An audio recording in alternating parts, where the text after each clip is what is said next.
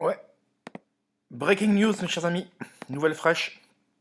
Voilà le type d'information que les abonnés posséderont par rapport à ceux qui ne seront pas abonnés chez moi. Pourquoi?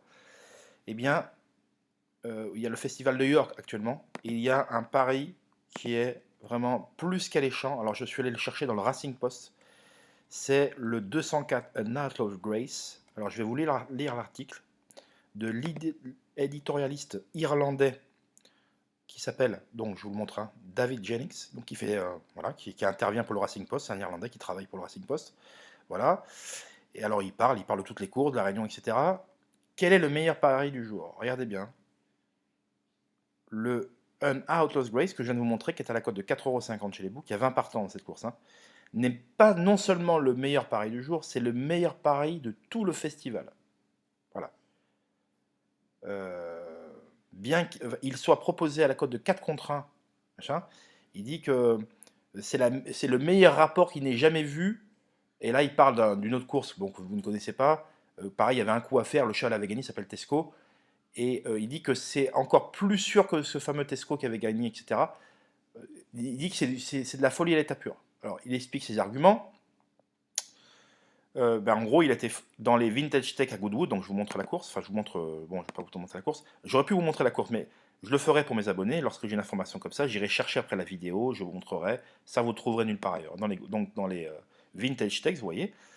Et bien, en gros, il a été très gêné dans le tournant. Il n'a pas pu s'étendre. Il a été extrêmement gêné. Ça ne l'a pas empêché, malgré tout, de montrer ses grosses qualités naturelles sa classe naturelle, donc il a été extrêmement gêné lors de sa dernière sortie. Donc cette fois-ci, il n'y aura pas de problème d'histoire de tournant ou pas du tout, puisque c'est en ligne droite, c'est ce qu'il explique. Donc, on peut en attendre une bien meilleure course, un bien meilleur déroulement, il faut l'entendre. Voilà. Et au passage, Richard Hannon a gagné cette course 5 fois depuis 2016, et il est allé chercher Ryan Moore. Voilà, il explique. Donc voilà, alors, quand on regarde les ratings, donc là, alors ça c'est une classe 2 hein, au passage, donc classe 2, c'est de loin, mais de loin, le plus haut rating, vous voyez, c'est 101 et c'est le seul qui dépasse la barre des 100. Alors, le rating anglais est différent du nôtre, hein, au passage quand même, voilà. D'ailleurs, à telle enseigne que quand des Anglais viennent chez nous, même qu'ils ont un rating anglais, ils sont obligés de se requalifier chez nous pour courir au moins 3 fois pour avoir une valeur donnée par nos handicapeurs français, voilà, au passage.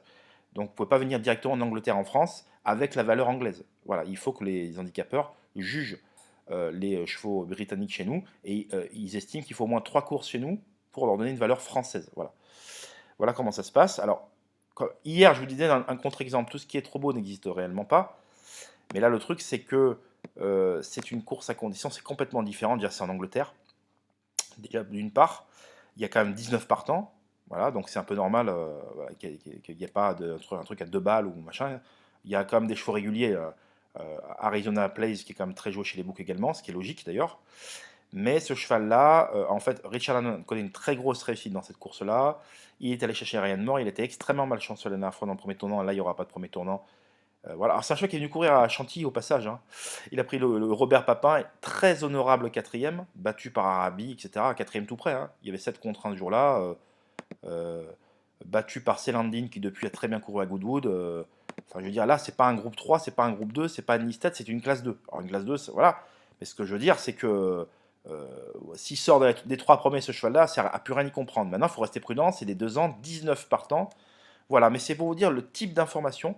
Là, et voilà, hein, là, je vous ai traduit directement, hein. Voilà. Donc là, on ne peut pas faire mieux. Alors, j'aurais pu vous montrer la vidéo, bien sûr, c'est ce que je ferai à l'avenir. Mais voilà le type d'information. Alors, certains sont venus me dire, ouais, Jonathan, tu aurais dû nous dire hier pour Los Angeles, même pour les autres, etc. Tu aurais dû appuyer. C'est vrai, j'ai pas parlé assez des City of Troy.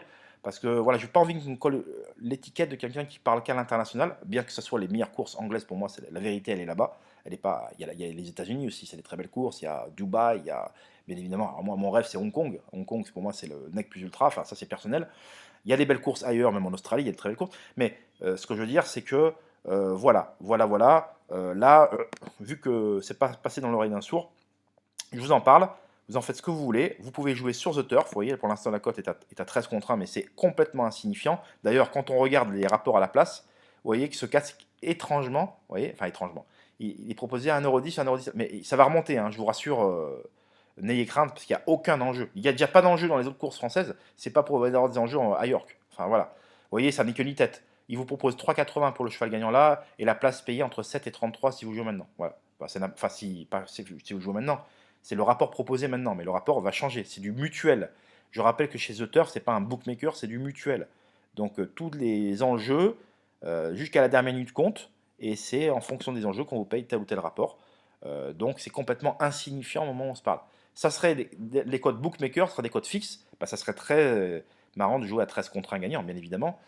Et 1,10 € à la place, bien évidemment que ça ne se jouerait pas à 19 partants. Mais voilà. En fait, le mieux là, un pari comme ça, c'est de le jouer à la place chez les books. Voilà. Ils vous le payent à 2 balles. Plié, rangé, terminé, arrêt des jeux. Voilà. Là, la gagne, c'est 4 contre 1, 4,50. C'est un penalty à la place, hein, très concrètement. Alors lui, il dit carrément que c'est un penalty à la gagne, mais il faut quand même rester prudent. Il y a 19 partants, etc. Mais c'est pour vous dire, alors, bah, vous serez à l'arrivée sur The Turf, hein, il n'y aura pas les images. Je vous la montrerai si vous voulez, je ferai le débriefing ce soir. Mais voilà, voilà le type d'information que je vais dénicher, que vous trouvez nulle part ailleurs. Alors malheureusement, c'est hors PMU. Alors je ne crois pas, hein, j'ai pas regardé si c'était PMU. Si c'est PMU, allez-y, hein, allez-y gaiement, hein, je vous le dis, hein, à la place, allez-y gaiement. Voilà. Enfin donc voilà ce que je voulais vous dire. Je vous embrasse, on se dit à très vite et bye bye.